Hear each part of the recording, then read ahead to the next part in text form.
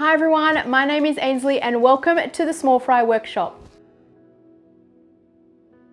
Now today's video is going to be a little different as I join in on the hashtag Aussie Workshops 2020 and I'm going to take you for a tour around the workshop, and I'm going to assume if you are watching this video you may also be interested in me as a maker. So as we make our way around the workshop, I'm going to share some random facts about myself as we go along. I'm super excited to share my workshop with you and I can't wait to see yours, so let's get started. We're going to start on the side of the workshop that you have probably never seen or seen very little of on YouTube. And the door to my left is how I come into the garage, which is from inside the house. And to give you some specs, the garage is a standard 2-car garage. It's about 7 meters by 7 meters. We still utilize this space as a regular garage, parking one of the cars in here. And when I'm working, I just back it out and then I can utilize that space as well. So to get started, we have these shelves from Ikea and I have everything in buckets and labeled with blue painter's tape so that if I ever need to make a change, I can just peel the tape off and put new tape on. But I do strongly believe that if everything has a place, you're more likely to keep it clean and put it back to where it belongs. So I keep things in here like my paints and finishes, things that go with that, so paint rollers. I've also got some of my smaller clamps that are in here, art and resin supplies. As this space does function as a regular garage, we also store the dog food in here, which is random fact number 1 about me. I am the proud owner of 2 awesome miniature schnauzers and their names are Clipper and Griffin and I love them to death. So that gets stored here. As I said, paints. I've also got the tool chest here, which houses most of the stuff for the house, but I do have things in here that I use. I also keep all of the manuals for every tool that I have in the workshop in one place, warranties, things like that, because then I know where they all are. I also keep all of my saws, tapes, wood putty, things like that down here in the bottom drawer. So that just keeps some of the stuff, but the majority of the things is on the other side of the workshop, and I actually want to get to a point where I have everything that I need to do woodworking on that side of the workshop, so I don't need to keep coming over here. I also want to change this shelving to be enclosed into a cupboard because the dust in the workshop gets everywhere and this stuff just gets dirty, and I think if I can keep it behind cupboards, it's probably going to keep it a whole lot cleaner. And it's just a nicer look when you're coming into the garage to not have dust everywhere, especially if you're dressed to go out and then you have dust all over you. So these are the shelves that we've got. We're going to keep moving our way around to what the section that I would call probably for production or things that I have drying. Let's go and take a look. This side of the workshop is normally where the car is parked, and 2 of the rules in this workshop is that it must be cleaned after I use it and the car must be parked back in here at the end of the day. I don't always follow through with the car being parked back in, but I do try my best. And when the car's not in here, I have some sawhorses set up with MDF tops. And normally on this side of the workshop, I'm housing things that I'm getting ready for market. As I am not a full-time woodworker by day, I'm hotel general manager, which would be fact number 2. And I sell things at market to help the hobby pay for itself. So things like Lazy Susans, wine holders, things like that. So this normally has things at different stages of finishing. Some things are waiting for sanding, some things are waiting for finish. Also, if I have more than 1 YouTube video on the run, which I normally typically do as I'm trying to cram in as much content as I can, so I normally have to have 2 things running at once. So whatever I'm not shooting, I will have on this side of the workshop as well. But I think we should get to the fun stuff and start looking at some tools. So let's head over to the table saw. This is the heartbeat of the workshop and it is my SawStop 36-inch contractor saw, which has 910 mil of cut capacity. 2 of the things that I upgraded out of the box was I changed the metal wings to be cast iron, and I also put the wheel kit on the saw as well. I don't move the tools around that often, but I do like to get them out of the way when I'm cleaning. The main reason why I went with the 36-inch over the 30-inch saw is because of the fence system. This fence system is standard through all of the SawStop cabinet saws, and I wanted it on my saw as well. Straight out of the box, everything was square, level, it went together fairly easily. I could not be happier with the saw. It puts a smile on my face every day when I use it. I absolutely love it. The main reasons why I upgraded, and I do have a video which I'll link below outlining all the tips and tricks of putting it together, the reasons why and also the costs, was mainly because of safety and because with my previous saw I couldn't tilt the blade or use sleds or anything like that, which I wanted to be able to do. And not to say that I'm not safe in the workshop, but having the SawStop technology just means that I have an extra bonus or added layer of safety. I have a dedicated dust collection that runs with the saw, which is a record power dust collector, and it has a 100 mil port.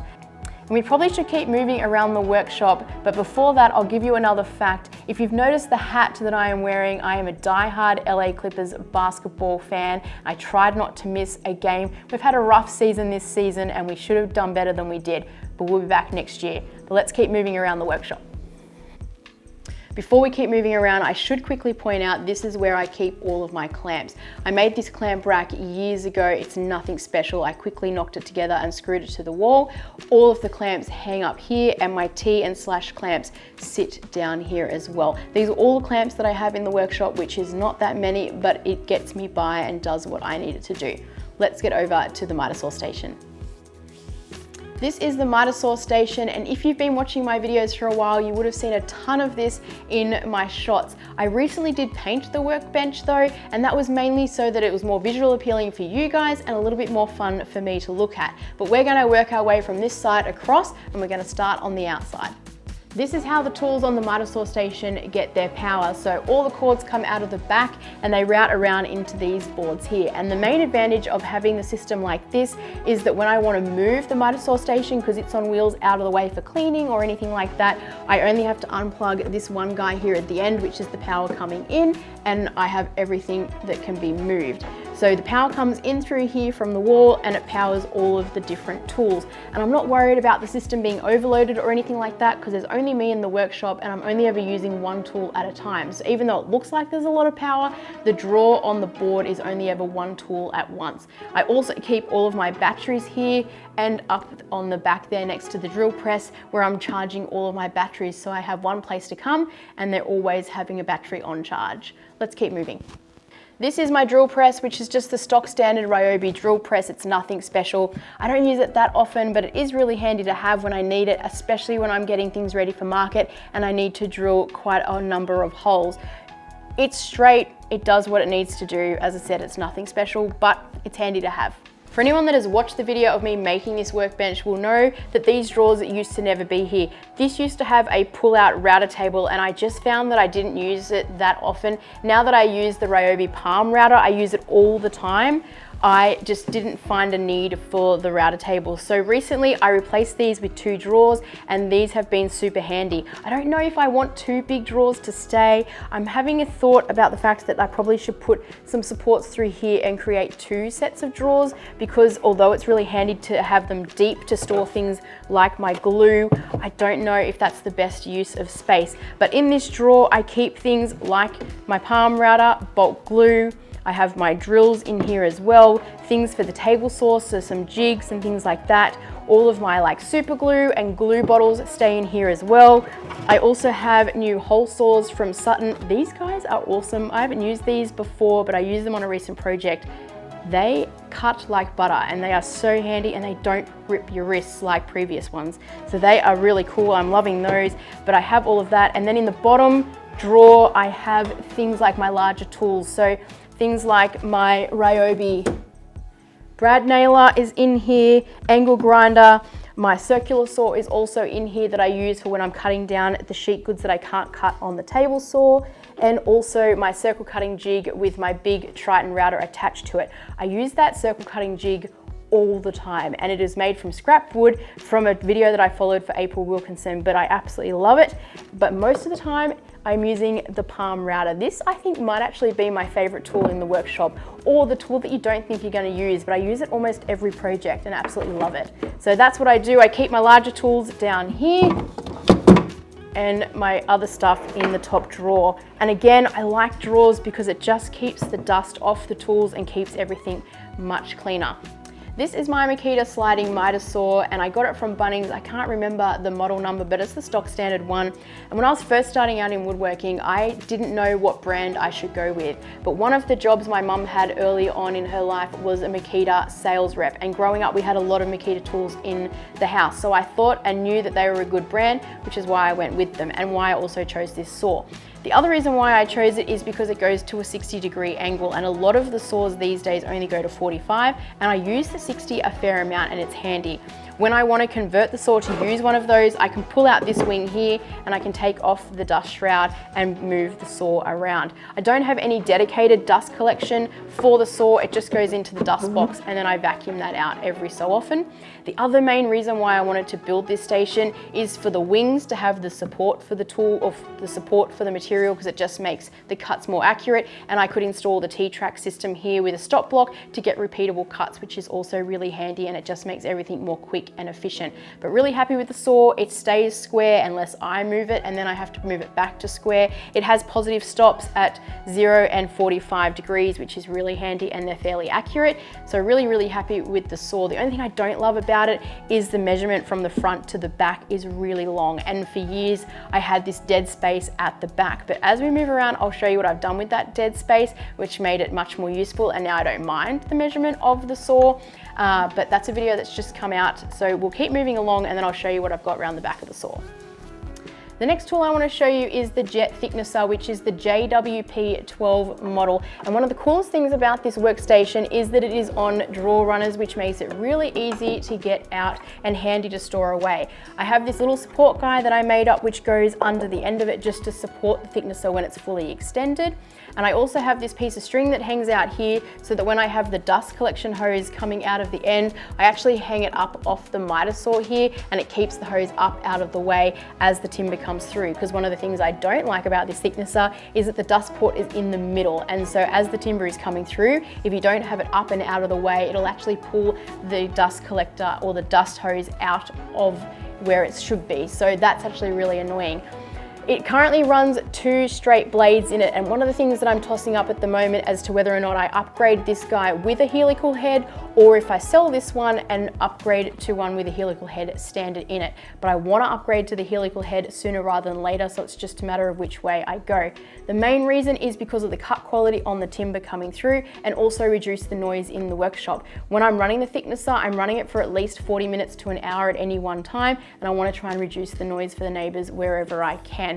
But other than that, the thicknesser has been great for me thus far. I've never had an issue with it. It's fairly good quality that comes out of it, but there's a couple of things that I want to change, which will upgrade, so stay tuned. But I think we'll pack this guy away and we'll get moving to the drawers.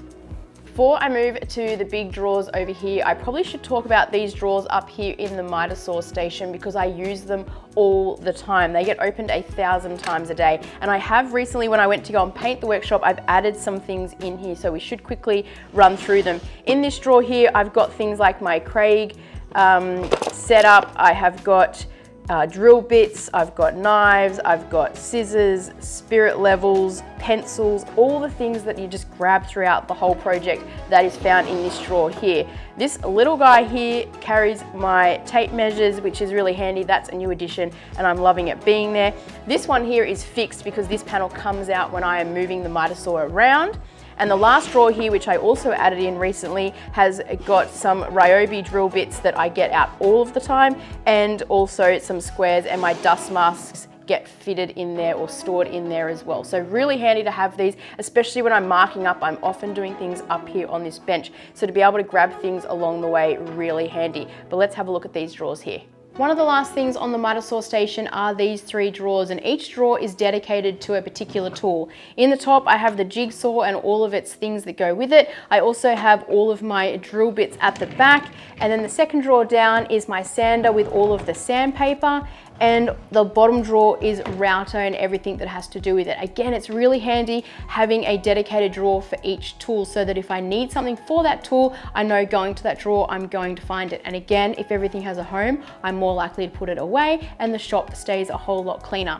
The last tool on the workbench is the disc sander, which is just a Carvatec disc sander that I got on special years ago in a Christmas sale. But I really love this guy. I don't use it that often, but it is really handy. I need to change the sandpaper, but that's a job for another day. And again, it's just one of those tools that, again, you don't use that often, but when you need it, it's really handy to have. Now, the last thing I want to show you in this area is at the back, which is just a recent video that's just come out, and what I've done with the dead space behind the miter saw station. Let's go around and have a look. The latest update to the workshop is this timber storage cart that is hidden behind my miter saw station. And for anyone that's been watching me for a while now will know that where I'm standing is where my timber used to be stored, and I hated it being on camera. It was messy, it was disorganized, it was hard to get timber out. It got to the point at times where it'd be so hard to get it out, I'd just go and buy timber because I couldn't be bothered getting it out, which is a terrible admission, but it is the truth. So behind my miter saw station now, and this is a video which I have just released, it is my timber storage cart. So it's on wheels, not that I really plan on moving it around that often, but again, I like everything on wheels just for cleaning and things like that. But this stores all of my long timber. It has drawers here at the back, which stores all of my small goods, and then I have sheet goods at the back of the drawer as well. So really, really happy with this upgrade. Like I said, it's really nice to get it out of here, and this also frees up space and it just makes the workshop feel so much cleaner. So I'm really, really happy with that. And while you can see on camera, I've got my lawnmower stored over here. When I'm not in the workshop, I love being outside and in the garden. I love mowing the lawn. It was one of my very first jobs when I was younger. And I also love making sure it's as green as possible. And I love tending to the roses out the front of the house. So when I'm not here, that's generally where you can find me getting some fresh air and mowing the lawn. Now, quickly before we move on to the workbenches, I should run over this guy that is hanging above my head. And yes, I am standing on a ladder. I am not that tall. In fact, I am quite short. This is the Carvatec Air Filter. It's the stock standard, or the smallest one that they sell. Really handy to have in the workshop, and I have it running most of the time that I'm in here. It helps clear out the dust. It sucks in the dust from this side and blows air, cool air, or clean air out from this side. So this is really handy to have, along with the dust collection in the workshop. Keeps it fairly dust free and also is much, much safer for my lungs. But let's head on to the workbenches and wrap this video up. Before I talk about my workbenches and wrap up this video, there is one tool that I have neglected to talk about, and that is because it is brand new to the workshop and not yet seen on the channel, and that is my new Bosch Get 75 150 sander, which I got for my birthday this year. Basically, it's the sander that's in competition with the Rotex Festool, and it does belt sanding and random orbital sanding mode, so it's 2-in-1, which I really like. I'm going to do a review on this guy, on what I like and don't like and how it goes in the coming months, but I want to get some months of use under my belt. I really like that it is 150 mil sanding pad, so it just means that sanding takes a little bit less time, and I really wanted a good sander because on every project you have to sand, and so I wanted a really good sander, so this was what I picked. So keep your eye out because he'll be coming up on the channel with a review, and you'll also start seeing him in my videos. Now on to the workbenches, and some of you might think it's strange that I run 2 workbenches. I used to have this workbench as the only thing, and I would use it also as my outfeed table, and what I'd find is I'd use it as an outfeed table, start putting my project together, need to make another cut, and I'd have to take everything off the workbench to use it as an outfeed table and then put everything back on it, which is just super inefficient and not the way I want to be working. So I built this workbench here, which I also prefer because it's much bigger and easier when I'm assembling things. I probably should do something better than what I currently have underneath, but it is what it is. I have a whole box of bunches of screws at different sizes, and I have a box of timber that I got off Facebook Marketplace waiting to be used. Under the outfeed table is my Shopvac System, which is just a Shopvac vacuum cleaner, and it's hooked up to the Triton dust bucket. I don't love the Triton dust bucket, but it does the job. I have the advantage of the dust bucket is that it has 2 outlets. So I have one that runs all the accessories for the Shopvac for cleaning the workshop, and I have this one with the Rockler hose connected, and it has these rubber outlets which fit onto 90% of your tools, and there's 4 different sizes, so they fit almost every tool that you've got in the workshop, and these are really handy to have, and it just tucks away on the same cart, which I really like. That just about sums up the workshop. I hope you've enjoyed the tour. For my fellow YouTubers out there that are interested in the equipment that I'm using, I shoot all of my videos on a Canon EOS R, and I use Rode audio, and I have a lav mic connected under my t-shirt, which I'm currently using. For editing, I edit on Premiere Pro currently, but I am learning DaVinci Resolve 16 because it is free, and I want to know what the difference is because Premiere Pro is fairly expensive. If I can't tell a huge difference and DaVinci Resolve is working for me, when my subscription's up, I'm gonna make the switch. I hope you have liked this video. As always, if you have, help me out by hitting those subscribe and like buttons, and I'll see you on the next one.